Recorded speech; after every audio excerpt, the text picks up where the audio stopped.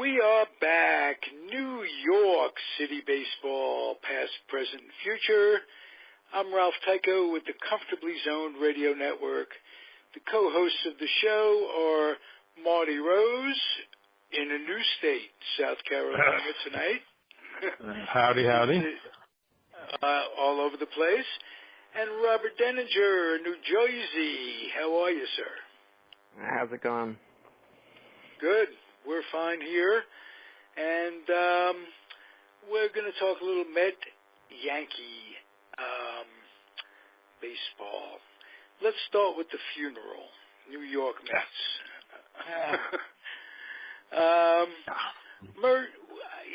I'm not one to quit. You're not one to quit. This season doesn't seem like it's happening. No, it doesn't.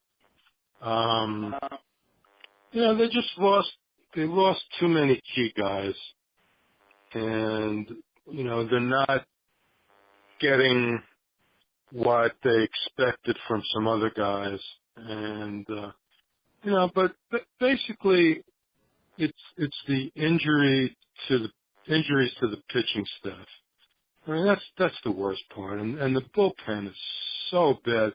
I mean, most of the times they score enough runs to win, but the bullpen is horrible.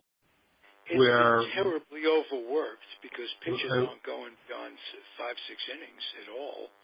No. So the which came first, the chicken or the egg? Yeah, I know. The latest I heard, nothing definite, but they're talking about, since Matz and Lugo are both coming back next week, right? That they're talking at least temporarily going to a 6-man rotation. That's what you wanted 6 months ago. That's exactly what you were talking about. Yeah, well, this way they can let them throw some extra pitches because they're going to have an extra day of rest. So, instead of pulling them at 105, 106, maybe they can go to the 118, 120, whatever it is, because they're going to have 5 days rest instead of 4. So we'll see what happens there. But, some of these guys, this Pill guy is just not a major league pitcher. And, this Malone was another one of these guys. He's supposed to be coming back, but he was DFA'd by somebody this year. I mean, Ramirez was DFA'd twice already. I mean, these guys are awful, just awful. Yeah. So, I mean, it doesn't help that Reyes is doing nothing. Granderson is barely doing anything. Yeah. They're talking about pulling the plug on Cabrera, too, at shortstop and bringing up Rosario. Yeah, because he's already got more errors this year than he had all of last year. Right. So I don't know what that means. Maybe he's having leg problems. He's not getting to the balls as well as he did last year. But, yeah, they have to do something. This can't continue. Like you said, I think you said the other day, they should dump Reyes, bring up Rosario, and put Cabrera on the bench. And I also say Granderson, if you're going to pull the plug on those guys, you might as well pull the plug on Granderson. Lagares seems healthy for the first time in a long time. Yeah, but he's still not much of a hitter. I mean, I wouldn't do anything with Grandy until Cespedes is back. That's a good point too. And that's a big question mark. Yeah, earlier they were talking about him possibly DHing in the Texas series. Now they're not even talking about that anymore. He had another setback, apparently. He had originally pulled a hammy, and then coming back he pulled a quad. And he's always been brittle that way. He is so dense muscle-wise and so. Yeah, but wasn't that a while ago already? There has to be over a week ago with the quad, and it didn't seem like it was that bad. You know, they said he just tweaked it or something. It didn't seem, based on what they said, and they're known for their transparency is just right in the toilet. They're just is historically. I mean, why not just tell it like it is? I don't understand that with an organization. Just looking for ticket sales, people not to give up. But it could be another 2 weeks. They were saying today that. Oh boy. And then I read something, and before we'll take a little break and we'll talk about the Yankees a little with Robert because I'm getting nauseous. Yeah. And I know you are too.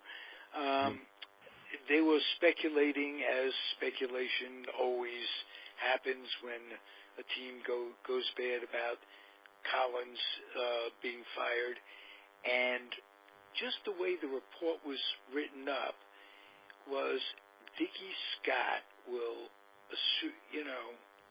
become the manager, firing Collins.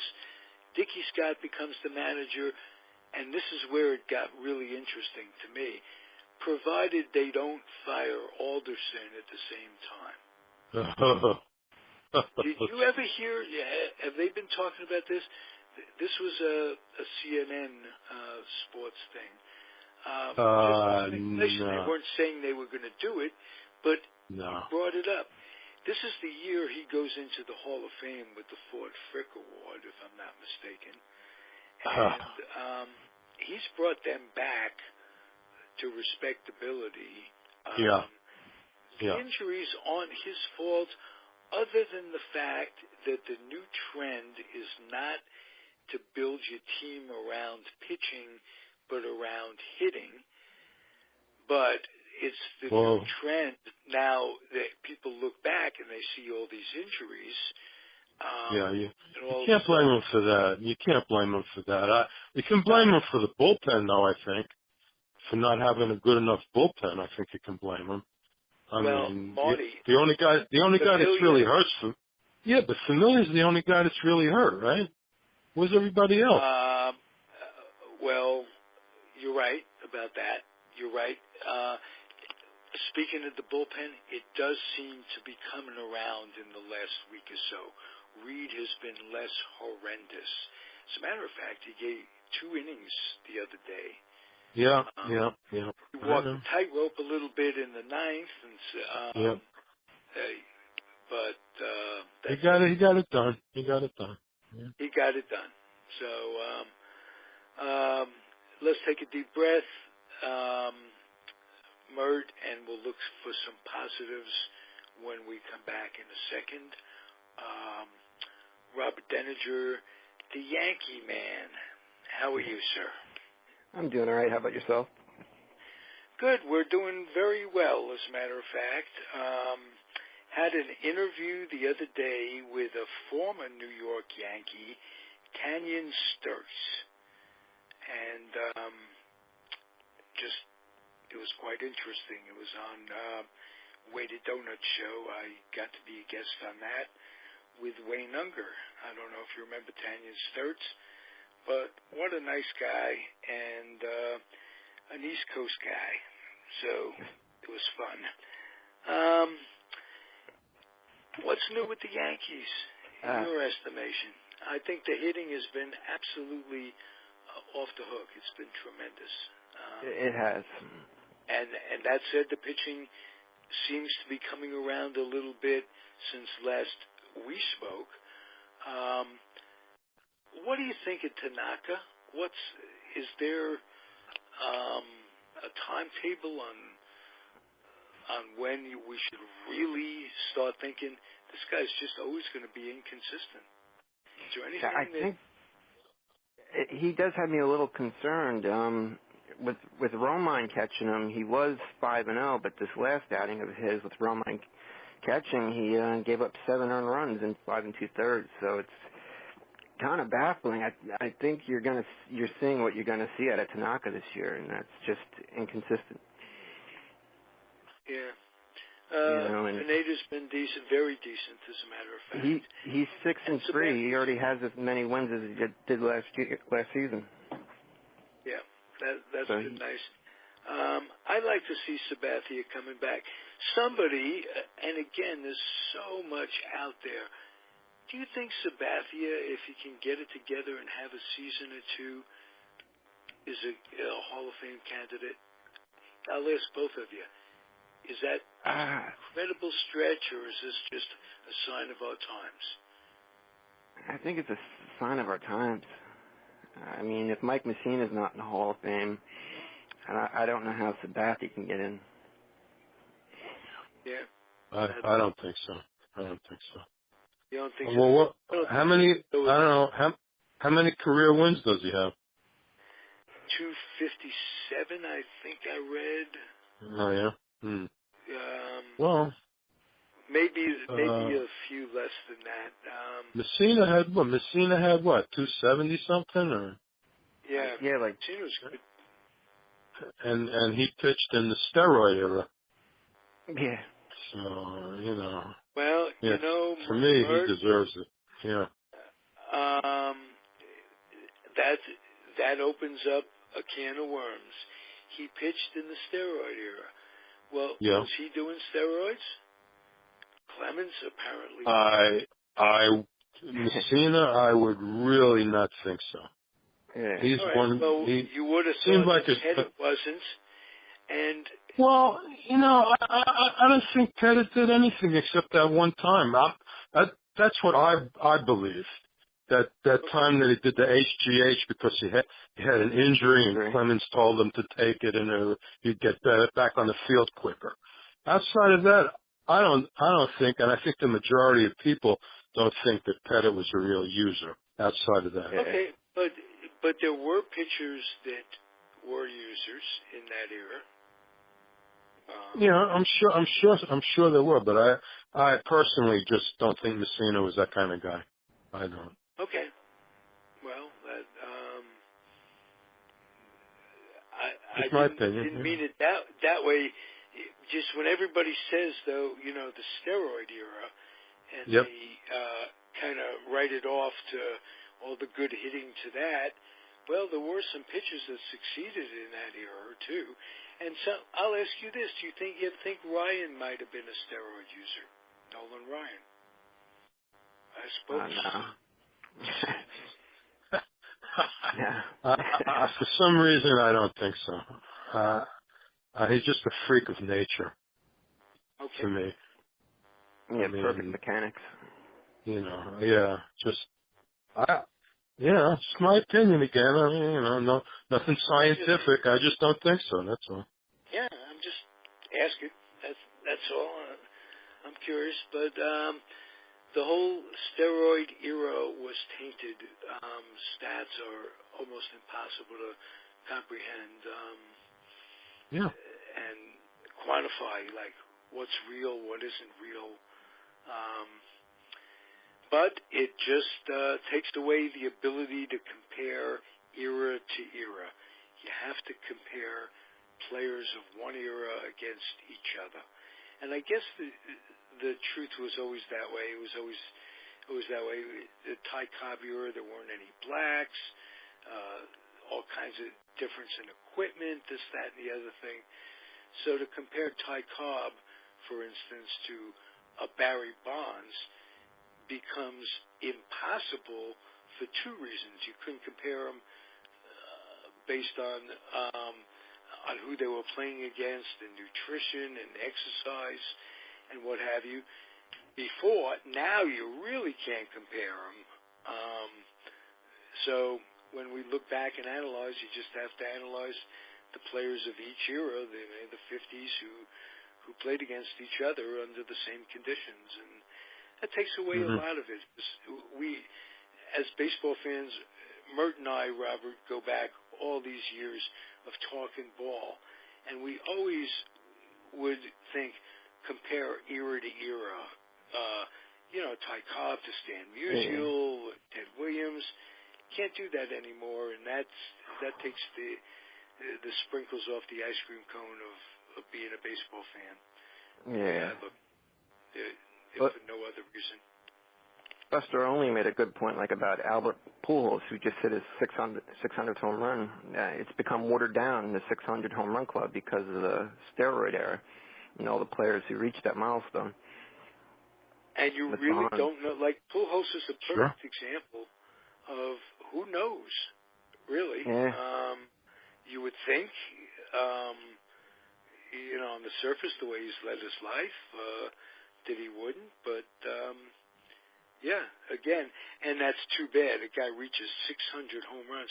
I think that started with Sammy Sosa. Didn't he reach 600 and get very little? So.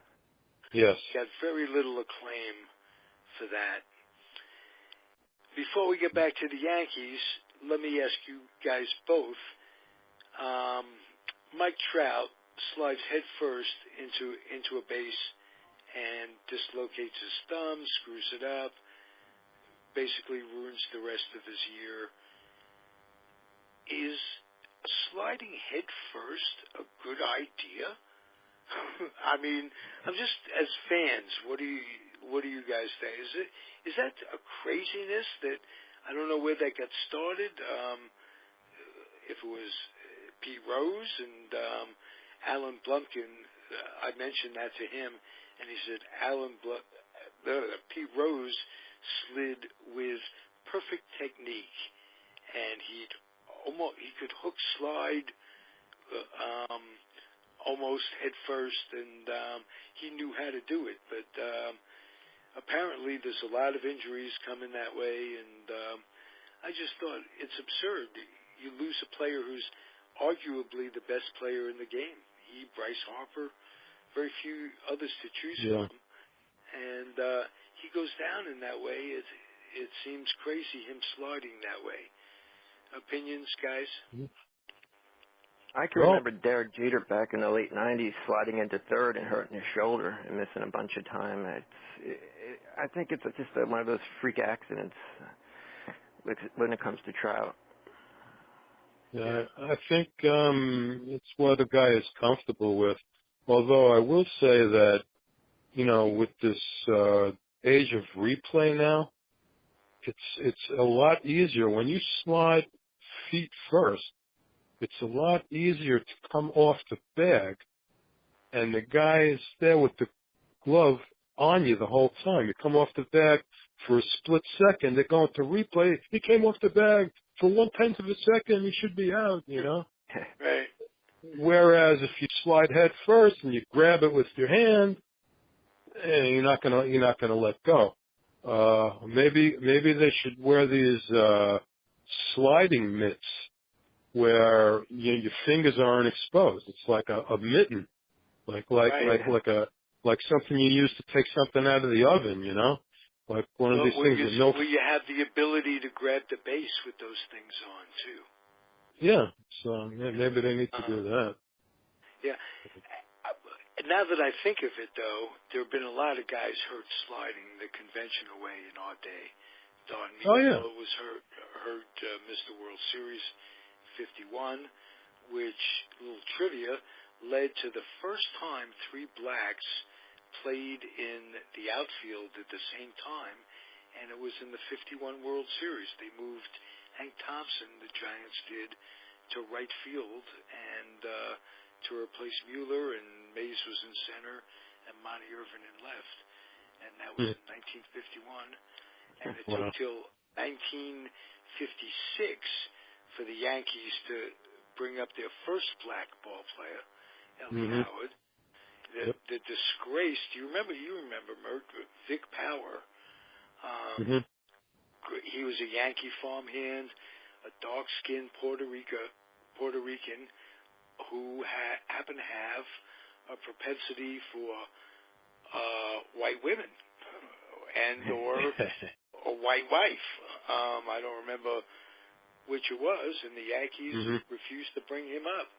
And he was a terrific first baseman. He was a good player, yeah. Real good player for a lot of years. For a lot of years. And they brought up Ellie Howard, but and the Red Sox, not till 1959 did they bring up a black. Right. Amazing. So, Yep. Pumpsy Green. okay. Yeah. Yeah, Pumpsy Green, who was a future Met. Oh, As a matter jeez. God, they Who were was bad it? in those Oh, days. yeah. I won't remind you. Bad enough No. that we're talking about today's brand of ineptitude. I saw. Hey, Ralph, I saw a great stat today. You're going to love this one. The Mets team ERA is now the highest of any Met team since 1962, except for 1962, which was the worst, obviously. Yeah. So how about that? You know, Mert, I was thinking that is a team built around pitching, as a matter of fact.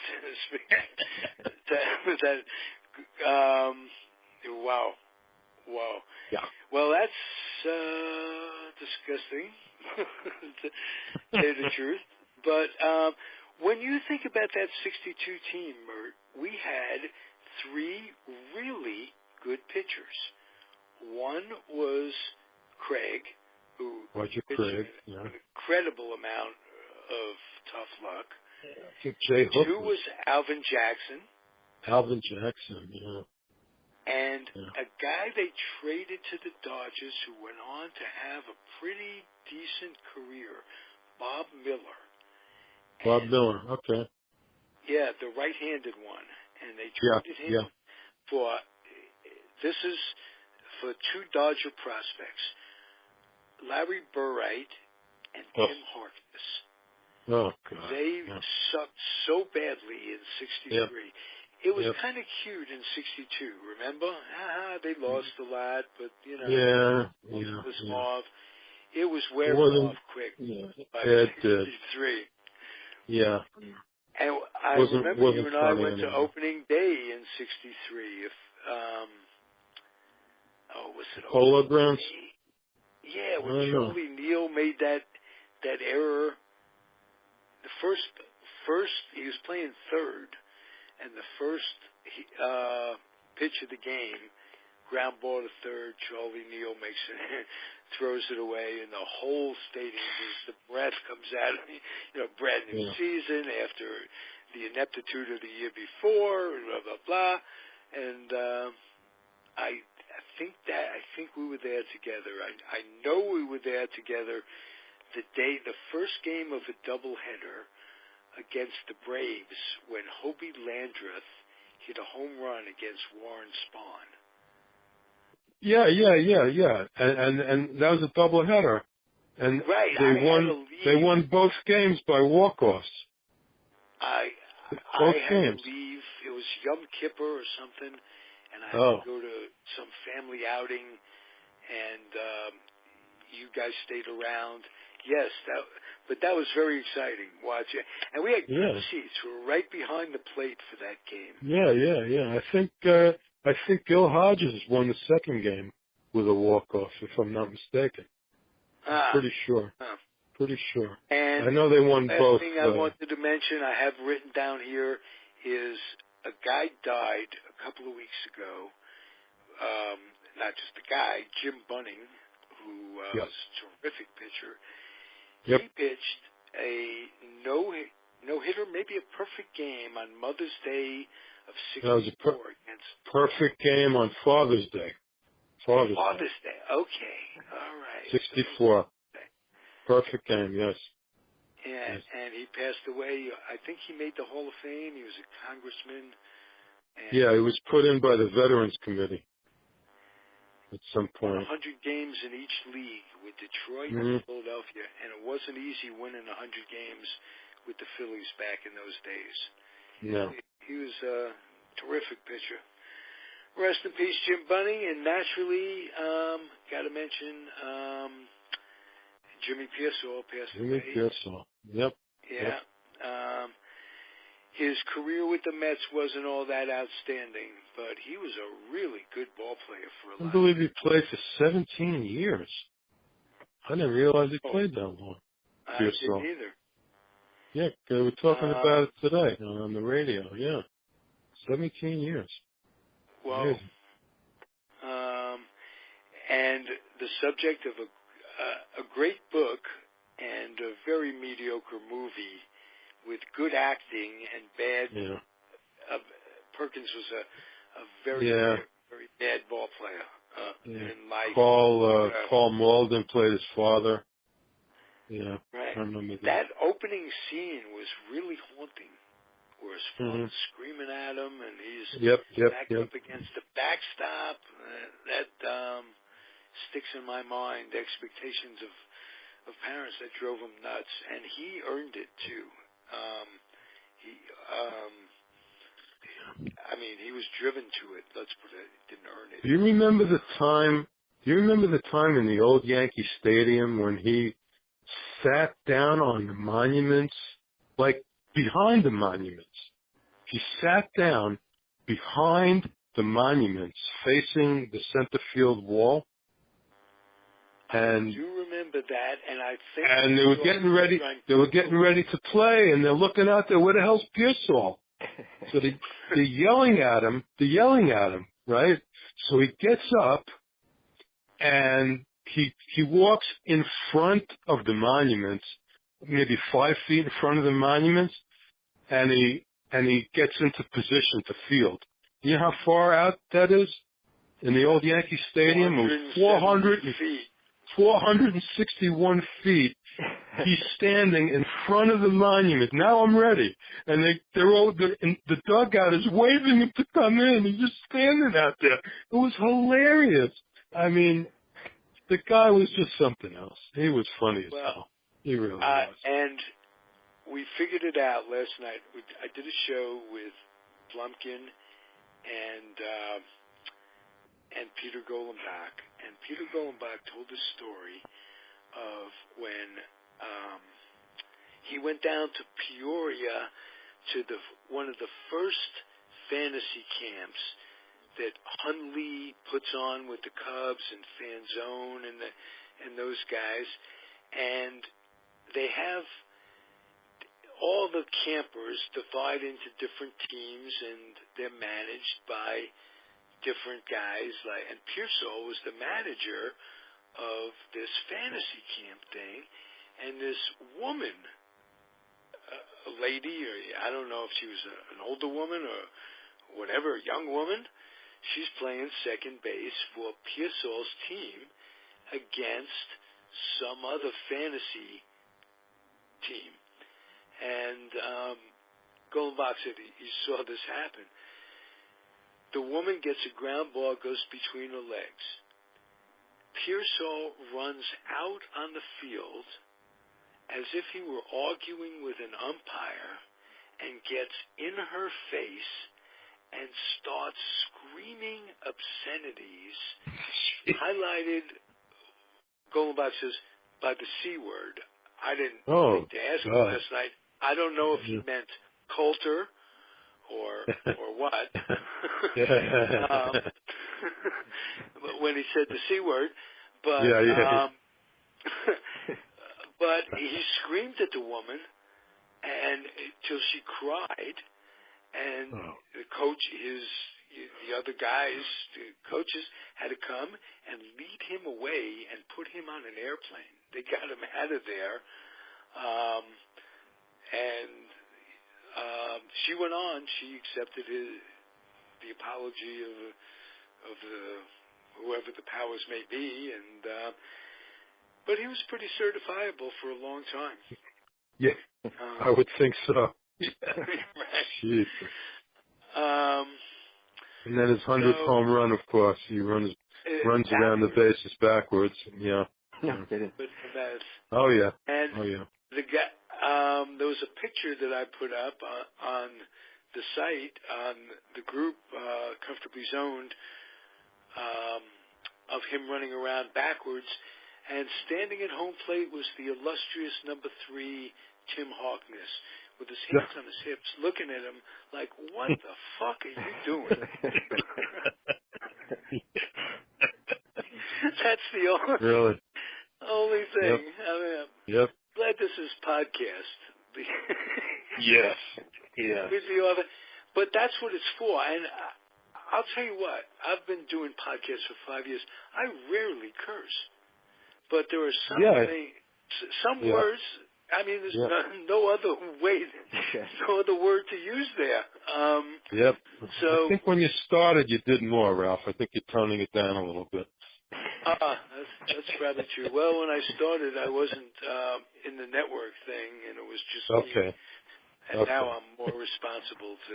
You being you, yes. Mm-hmm. Yes, me being me. And we've had to live with that a long time, haven't we? God knows. All right, Robert. What's coming up? First of all, I want to ask you about how the rotation of Sanchez and Romine are going. Yeah, I think you're going to see Romine catch Tanaka at least for a few more games to see how he pitches. If Tanaka pitches well, I think you'll see Romine in there with him. Good. And Sanchez is starting to hit? Yeah, he'll come around. He's got like about 20 games less than everyone under his belt. So I mean, he's looking all right. I wouldn't mind seeing him drop a little bit in the order. I just don't like him in the number 2 spot for some reason. But he'll be all right. Now, here's the question I've been meaning to ask you all week. Is Aaron Judge the second coming of Babe Ruth or what? I mean, he just continues to impress me. I mean, I did not expect him to be batting .324 right now. I really didn't, you know. But 18 homers, 41 RBIs, and he's got 32 walks. I mean, he looks impressive. I mean, he really is disciplined at the plate this year. You got to give him a lot of credit. I don't know anything about him. Is he a good guy? He's a really good guy. He's quiet too, and he doesn't like praise being heaped upon him. He likes to give it out. I mean, he really is. He seems like a really good kid. Good. Yeah, he is. One of the morning shows in New York set him up downtown, sitting outside. They gave him he's wearing a suit and black glasses, and they're calling people from the street to sit down and talk to him, right? Not saying who he is. And he's asking people if they ever heard of Aaron Judge and what do you think of him and blah, blah, blah, blah, blah. And, you know, a couple of people just didn't figure it out. And a couple of people then took a second look and thought, oh, is that really you? You know, he was very good at it. He was funny, and he did a good job.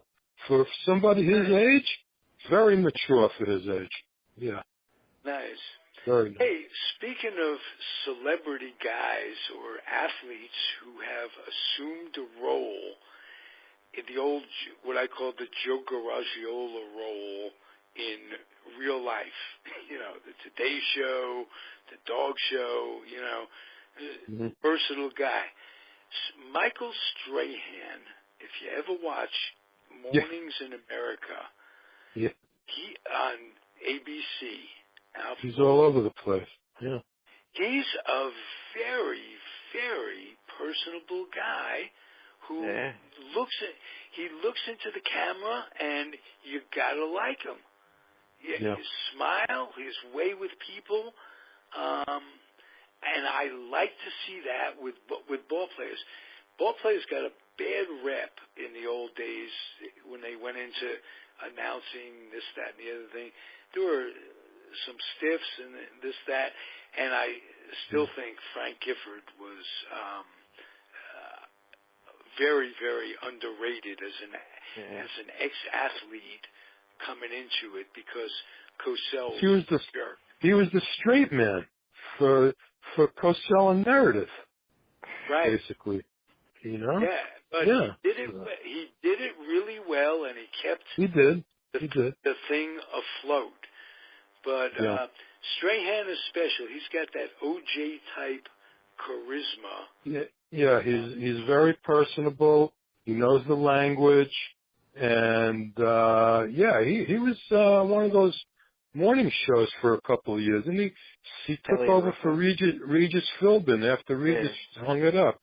Yeah, he was on there for quite a while, and then what's that? with Kathy. With no. With the one after Kelly Ripa.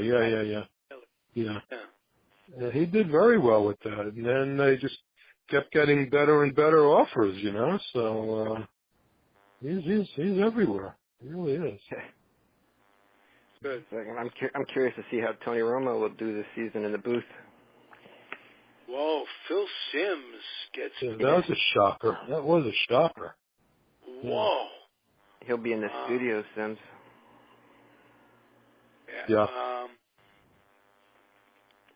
I couldn't explain that one. No. Of all the guys, didn't think he'd be replaced. That's all. Well, that's what happens on TV. Younger guy that is more popular, you know. More people know him because he's a Dallas Cowboy. That's what's happened on this show, Mert. You're a younger guy by 6 months. You gotta be more. You gotta be more popular. Sure. And I'm biting the bullet. That's what it is.